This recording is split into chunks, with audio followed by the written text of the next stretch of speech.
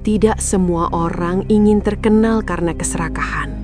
Sebagian hanya ingin diakui, ingin dilihat, ingin keberadaannya dianggap nyata. Tapi ketika jalan yang dipilih terlalu singkat, seringkali ada sesuatu yang diam-diam diminta sebagai bayaran. Cerita ini bukan tentang hantu, bukan tentang makhluk gaib semata, melainkan tentang seorang gadis yang menukar dirinya sendiri demi sebuah nama yang akhirnya tidak lagi ia miliki.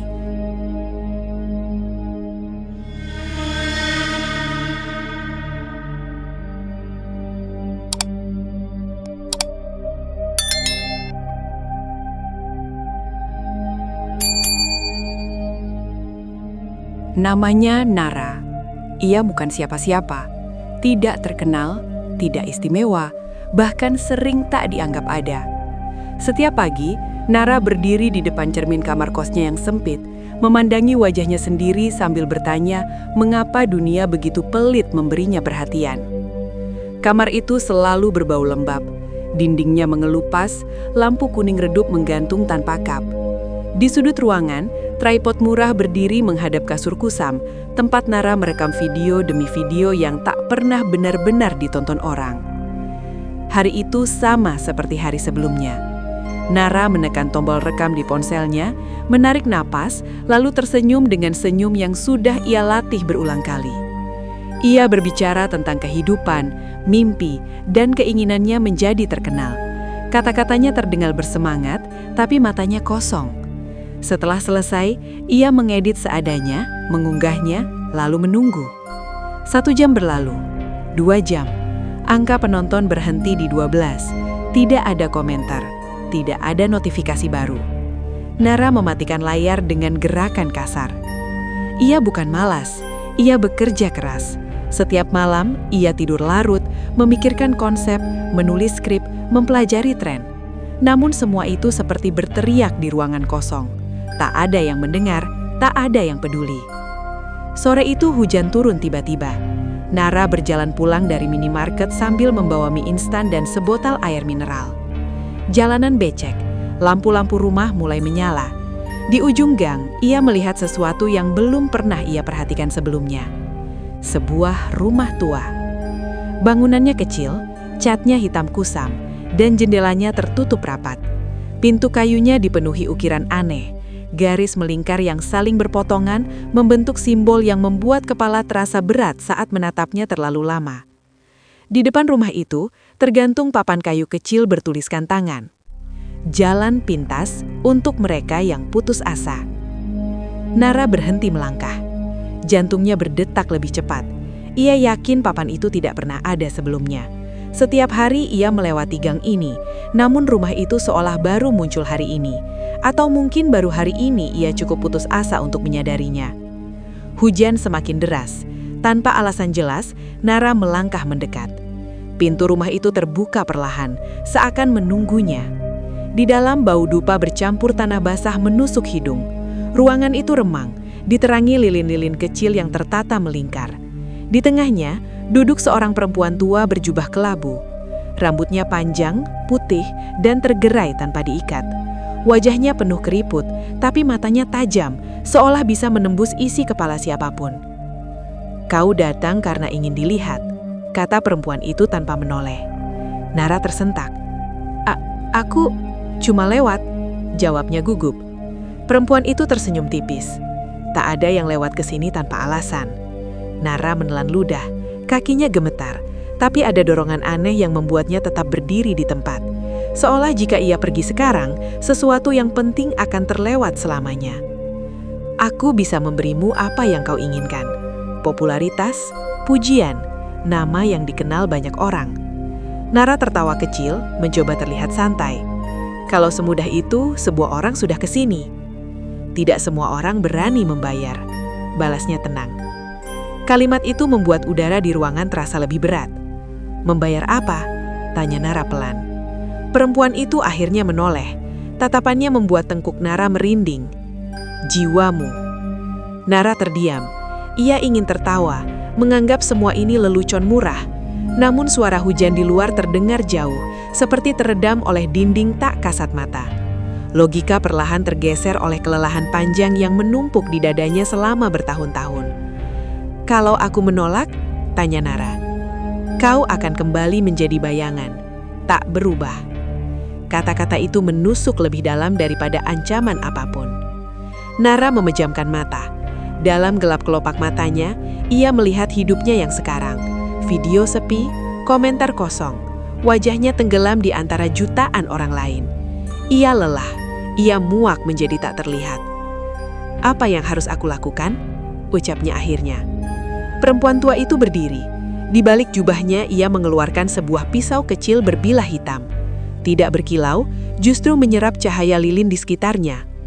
Setetes darah, sebuah janji, dan kesediaan menerima konsekuensi. Nara mengulurkan tangannya dengan ragu. Pisau itu menyentuh kulitnya, dingin dan tajam. Darah menetes ke lantai diserap oleh garis simbol yang langsung berpendar redup. Perempuan itu mulai berbisik dalam bahasa yang tidak dikenali. Lilin-lilin bergoyang, api mereka memanjang seperti tertarik oleh sesuatu. Udara bergetar, membuat Nara sulit bernapas. Saat ritual itu selesai, perempuan tua itu mundur selangkah. "Mulai malam ini, dunia akan melihatmu." Nara keluar dari rumah itu dengan kepala ringan dan tubuh gemetar. Hujan telah berhenti. Gang tampak normal, seolah rumah tua itu tidak pernah ada.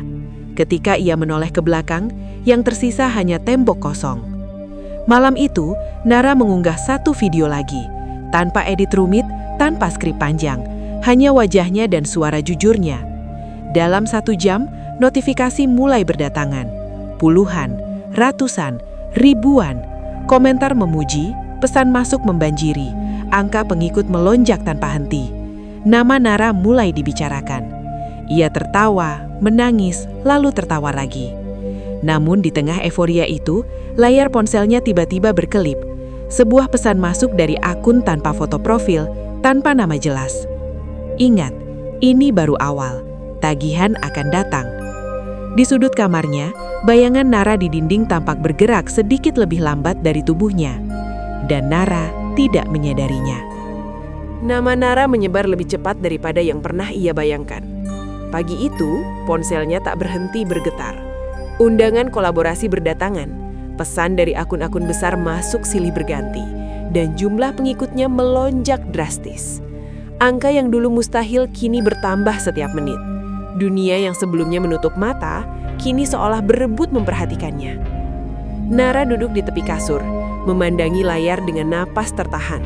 Tangannya gemetar bukan karena takut, melainkan karena perasaan yang terlalu besar untuk ditampung tubuhnya. Ini yang ia cari selama ini, pengakuan, sorotan. Ia bangkit, menyalakan kamera, lalu merekam ulang dirinya dengan ekspresi yang lebih percaya diri. Saat menatap lensa, ada kilatan asing di matanya. Bukan sinar bahagia, melainkan sesuatu yang dingin dan tajam. Video itu meledak. Siang harinya Nara keluar untuk pertama kali tanpa rasa malu. Di minimarket, seorang kasir menatapnya sedikit lebih lama. Seorang pembeli berbisik sambil menuju ke arahnya.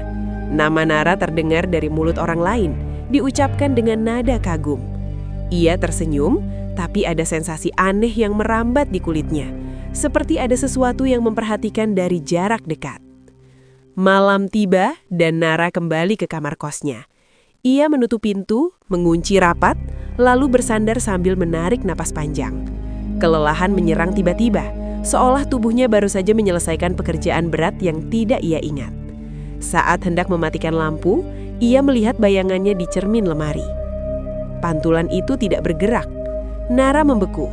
Tubuhnya sudah melangkah mundur, tapi bayangan itu tetap berdiri, menatap dengan kepala sedikit miring. Wajah di cermin tampak lebih pucat, matanya lebih gelap, dan senyumnya terlalu lebar. "Kau capek?" tanya pantulan itu. Suara tersebut terdengar seperti Nara, namun nadanya lebih rendah, seolah berasal dari tenggorokan orang lain. Lampu berkedip. Dalam sekejap, cermin kembali normal. Bayangan kembali mengikuti gerak tubuhnya. Nara terengah. Ia menutup wajahnya dengan kedua tangan, berusaha meyakinkan diri bahwa kelelahan telah mempermainkan pikirannya. Namun di telapak tangannya, ia merasakan dingin yang tidak wajar. Malam itu ia bermimpi. Dalam mimpi, Nara berdiri di atas panggung besar. Lampu sorot menembaknya dari segala arah. Penonton berteriak menyebut namanya. Tepuk tangan bergemuruh membuat dadanya sesak oleh kebanggaan. Namun ketika ia melangkah maju, lantai panggung berubah menjadi tanah basah. Kakinya tenggelam perlahan. Tangan-tangan hitam muncul dari bawah, mencengkram pergelangan kakinya, menarik dengan paksa. Di antara sorakan, terdengar bisikan pelan. Waktumu berjalan. Nara terbangun dengan jeritan tertahan. Bajunya basah dengan keringat dingin. Jam di dinding menunjukkan pukul 3 dini hari. Ponselnya menyala sendiri. Layar menampilkan pesan dari akun yang sama seperti sebelumnya. Ketika ketenaran bertambah, milikmu akan berkurang. Jantung Nara berdebar keras. Ia mencoba membalas, namun pesan itu langsung menghilang. Akun tersebut tak bisa ditemukan, seolah tak pernah ada. Hari-hari berikutnya berlalu cepat. Nara semakin dikenal. Wajahnya muncul di berbagai platform, namanya disebut di mana-mana. Setiap unggahan selalu ramai. Angka-angka terus naik, melampaui target yang dulu ia impikan. Namun bersamaan dengan itu, sesuatu dalam dirinya mulai terkikis. Ia sering lupa makan, rasa lapar tak lagi terasa, tidurnya singkat dan gelisah. Saat tertawa, suaranya terdengar kosong di telinganya sendiri.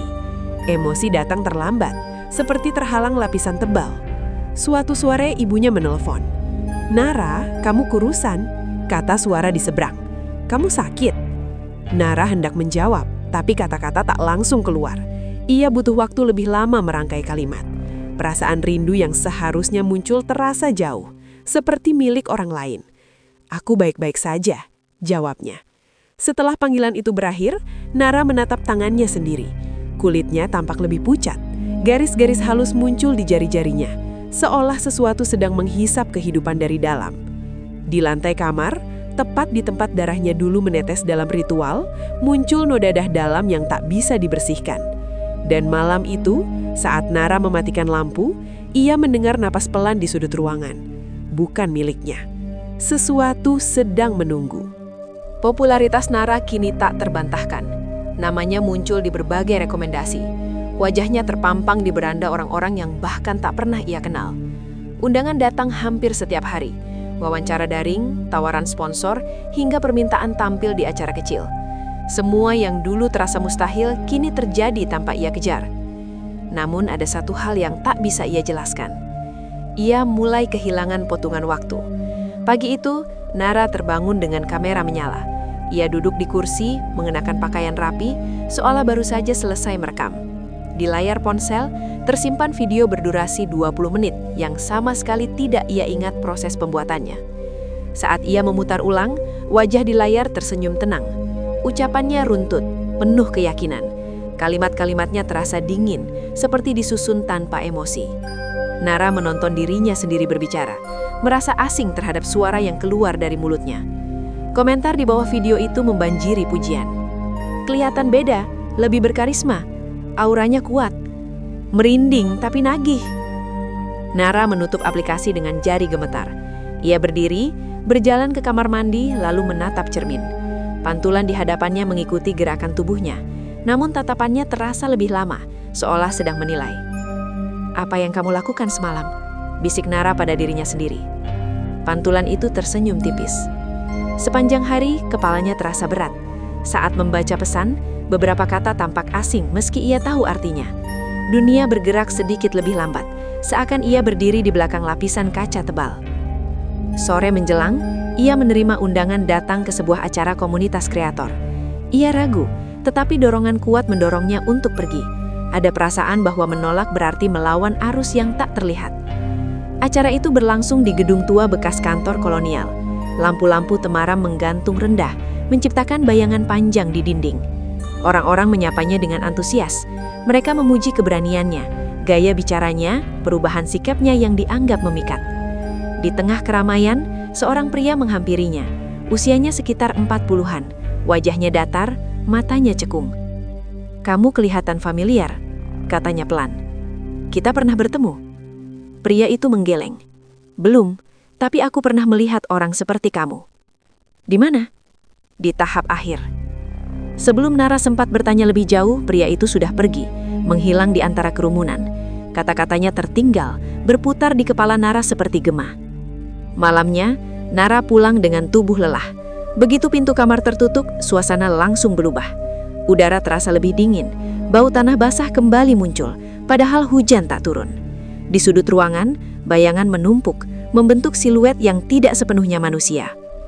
Nara mundur perlahan. "Aku sudah menepati janji," ucapnya dengan suara bergetar.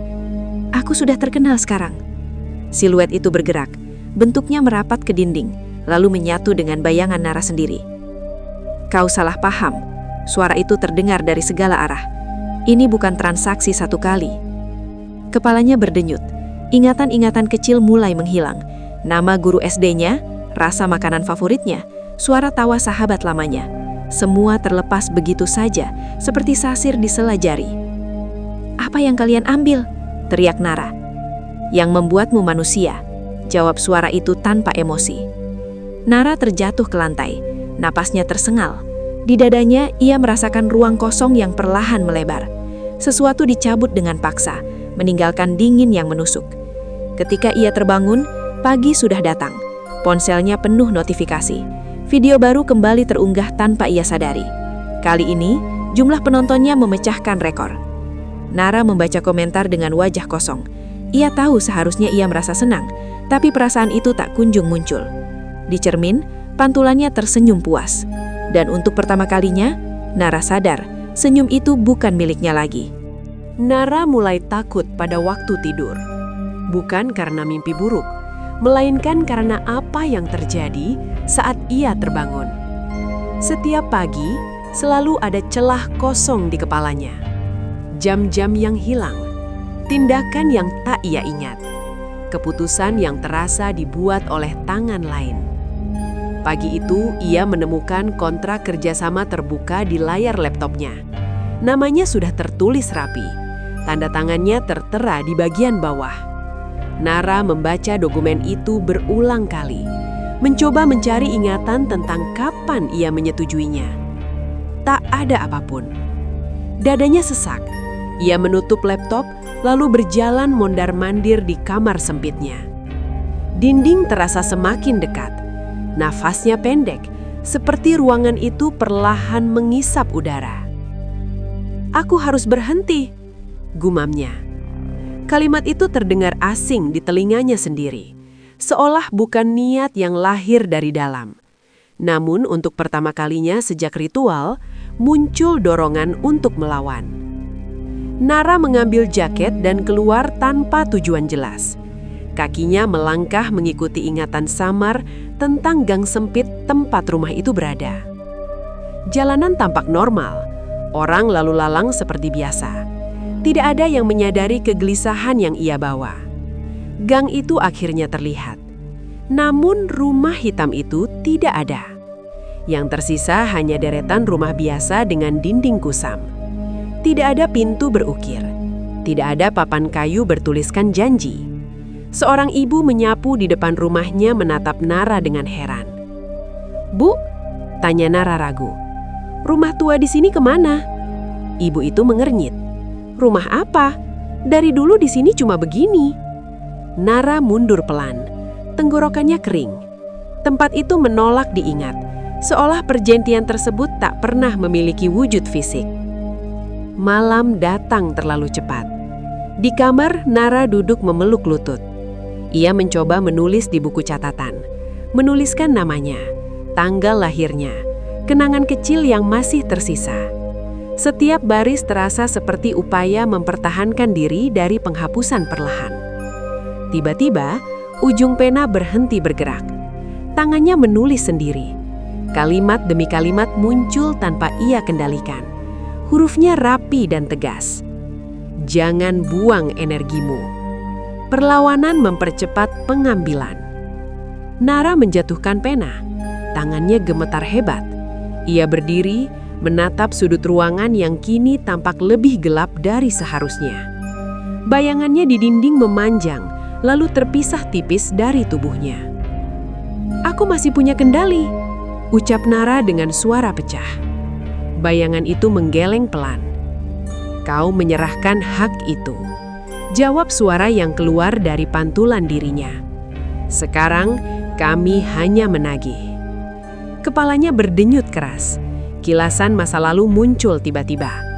Wajah ayahnya yang sudah meninggal. Suara tawa temannya saat SMA.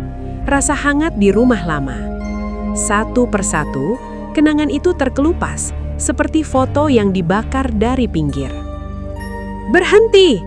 teriak Nara sambil menutup telinga.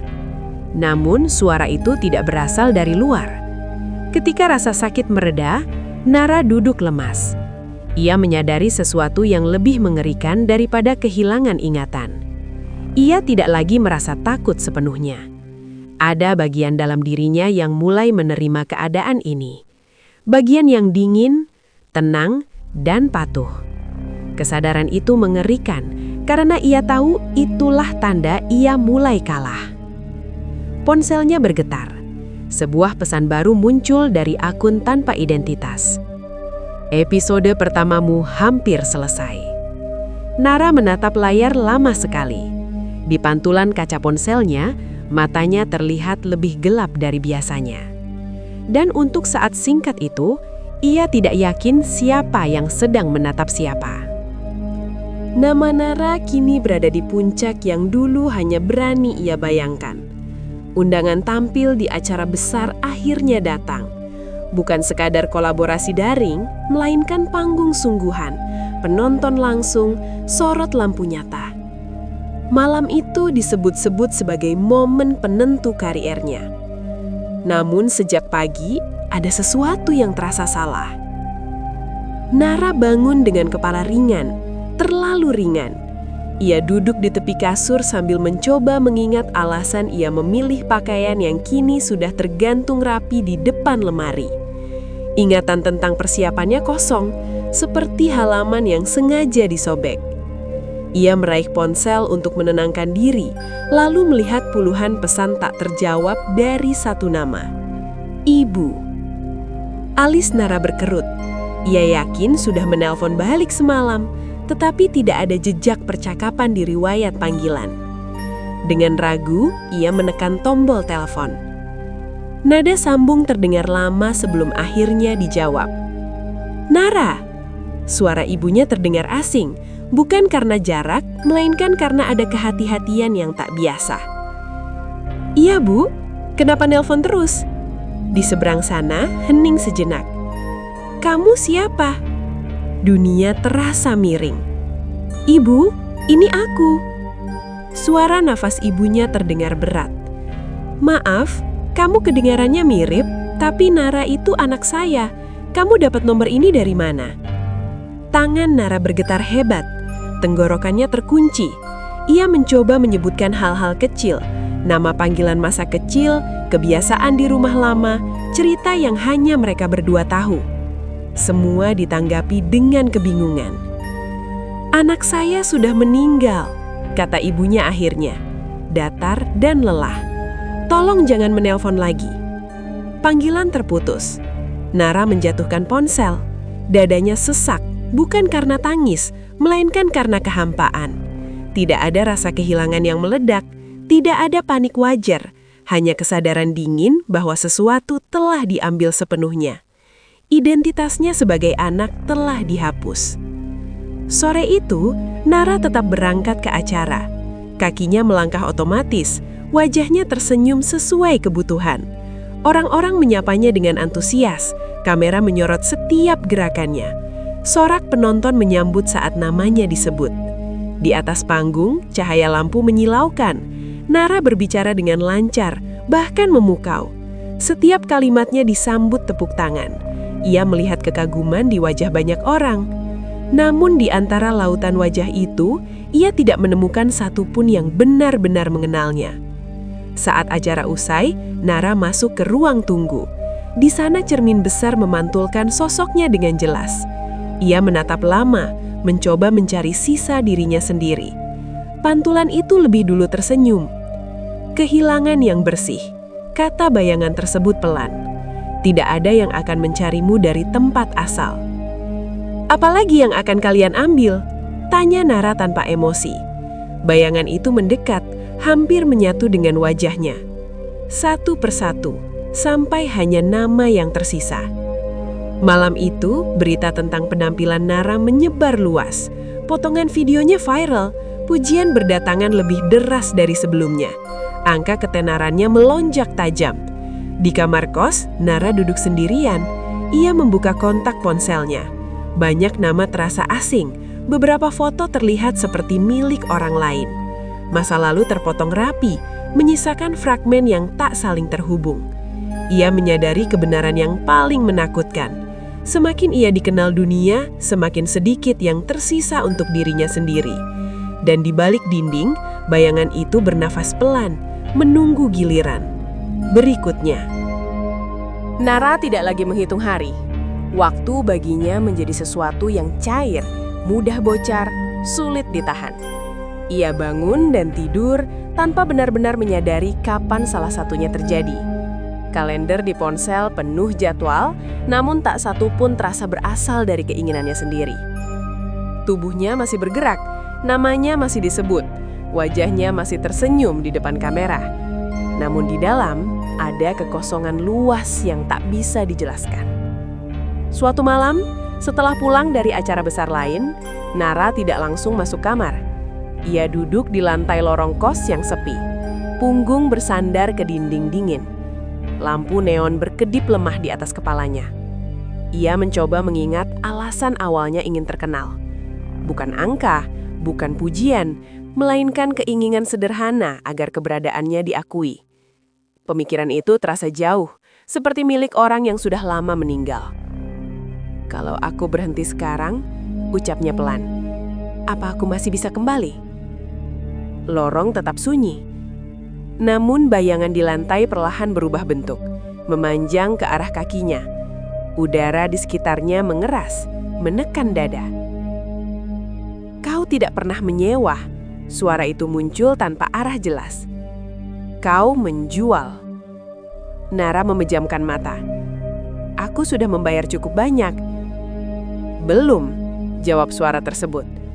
Kau baru menyerahkan ikatan. Bayangan itu naik ke dinding, membentuk siluet yang kini lebih jelas. Tidak sepenuhnya menyerupai manusia, ada lekukan yang salah, proporsi yang tak wajar. Ketenaran bukan tujuan, itu umpan. Nara membuka mata perlahan. Lalu, apa yang kalian inginkan sebenarnya? Siluet itu mendekat, hampir menyentuh wajahnya. Dingin menyebar dari titik itu. Kami memelihara wadah. Nama yang dikenal luas memberi ruang. Semakin banyak yang memandang, semakin mudah kami tinggal. Nara tersenyum tipis, senyum yang hampa. Jadi, aku cuma rumah. Awalnya, kepalanya berdenyut keras. Gambaran mengerikan bermunculan. Dirinya berbicara di depan kamera, tapi bukan lagi dia yang memilih kata. Tawa yang terasa tepat, ekspresi yang selalu pas, semua bergerak seperti pertunjukan yang dikendalikan dari dalam. Apa yang tersisa dariku? Tanya Nara. Bayangan itu terdiam sejenak, lalu menjawab dengan jujur yang kejam. Sedikit, dan itu yang paling kami butuhkan. Malam itu Nara menolak tidur. Ia duduk di depan cermin hingga subuh, menatap wajah yang semakin sulit ia klaim sebagai miliknya. Setiap kali ia berkedip, ada jeda aneh, seperti sesuatu mengambil alih sepersekian detik. Menjelang pagi, ia membuat keputusan. Jika dirinya memang akan hilang, maka ia tidak akan pergi diam-diam. Ia membuka kamera dan mulai merekam, bukan untuk penonton, melainkan sebagai jejak. Ia berbicara tentang rasa kosong, tentang ingatan yang tercabut, tentang kesepakatan yang tak pernah benar-benar dijelaskan. Namun, saat ia memutar ulang rekaman itu, layar menampilkan versi berbeda. Wajahnya tenang, suaranya mantap, tidak ada pengakuan, tidak ada peringatan, hanya konten yang memikat dan aman dikonsumsi. Nara tertawa kecil. Itu saat ia paham. Bahkan suaranya sendiri sudah bukan miliknya. Di layar, jumlah penonton melonjak cepat. Di dunia nyata, Nara merasakan bagian terakhir dari dirinya mulai ditarik. Dan ia tahu, satu episode lagi, semuanya akan akan selesai. Pagi itu, nama Nara menjadi trending di mana-mana. Video terbarunya disebut paling jujur, paling kuat, paling hidup dibandingkan semua konten sebelumnya. Banyak yang mengaku tersentuh, merasa dekat, seolah Nara berbicara langsung ke hati mereka. Padahal Nara sendiri tidak ingat pernah membuatnya. Ia duduk di lantai kamarnya, punggung bersandar ke ranjang, mata menatap kosong ke arah dinding. Ponsel bergetar tanpa henti, namun ia tak lagi punya dorongan untuk melihatnya. Bunyi notifikasi terdengar jauh, seperti berasal dari ruangan lain. Di kepalanya hanya tersisa satu keinginan, mengakhiri semuanya dengan sadar. Nara berdiri perlahan dan melangkah ke depan cermin. Pantulan di sana kini terlihat utuh, tegap, dan penuh kendali. Tatapan itu tidak lagi menyisakan keraguan. "Akhirnya kamu diam?" kata pantulan tersebut. "Aku masih di sini," jawab Nara lirih. Pantulan itu tersenyum tipis. Tidak lama, Nara mengangkat tangan, menempelkan telapak ke permukaan kaca. Dingin menjalar hingga ke bahu. Untuk pertama kalinya setelah sekian lama, ia merasakan emosi yang jelas, kesedihan yang utuh. "Aku mau satu hal, biarkan aku memilih bagaimana ini selesai." Pantulan itu menatapnya lama, lalu mengangguk pelan. "Kami tidak melarang perpisahan, kami hanya mengambil apa yang telah dijanjikan." Ruangan mendadak berat, udara menekan paru-paru. Dinding tampak menjauh, seolah ruangan itu berubah menjadi ruang kosong tanpa batas. Kenangan terakhir muncul tanpa perlawanan. Bukan ketenaran, bukan sorotan, melainkan Nara kecil yang duduk di lantai rumah lama, tertawa sambil memegang ponsel rusak, berpura-pura sedang direkam. Tidak ada penonton, tidak ada pujian, hanya rasa senang karena bisa menjadi dirinya sendiri. Kenangan itu pecah. Nara terjatuh ke lutut. Nafasnya tersengal. Sesuatu ditarik keluar dari dadanya. Bukan rasa sakit, melainkan keberadaan. Ia merasakan dirinya menipis, memudar, seperti suara yang terlalu lama digaungkan. Apa yang terjadi setelah ini? Tanyanya dengan sisa suara yang ada. Pantulan itu kini berdiri terpisah darinya, lebih padat, lebih nyata.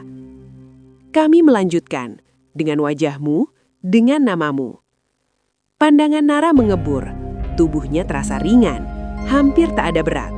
Ia tersenyum kecil, bukan karena bahagia, melainkan karena akhirnya mengerti. Ia tidak mati, ia selesai. Ketika tubuhnya roboh ke lantai, tidak ada suara keras, tidak ada darah, tidak ada tanda perlawanan. Hanya kesunyian singkat sebelum ruangan kembali normal. Beberapa jam kemudian, unggahan baru muncul di akun Nara. Wajahnya cerah, senyumnya hangat, kata-katanya penuh harapan. Tidak ada yang janggal, tidak ada yang hilang. Jumlah penonton melonjak lebih tinggi dari sebelumnya. Hari-hari berlalu, karier Nara melesat semakin jauh. Ia tampil konsisten, sempurna, tanpa celah. Tidak pernah sakit, tidak pernah lelah, tidak pernah goyah. Tidak ada yang bertanya mengapa ia tak lagi menyebut masa lalu. Tidak ada yang sadar matanya tak pernah benar-benar hidup. Di kamar kos itu, penghuni baru menempati ruangan yang sama. Dinding telah dicat ulang, cermin lama masih tergantung, memantulkan wajah siapapun yang berdiri di depannya. Kadang-kadang, saat malam sunyi, ada bayangan samar berdiri di belakang pantulan tersebut.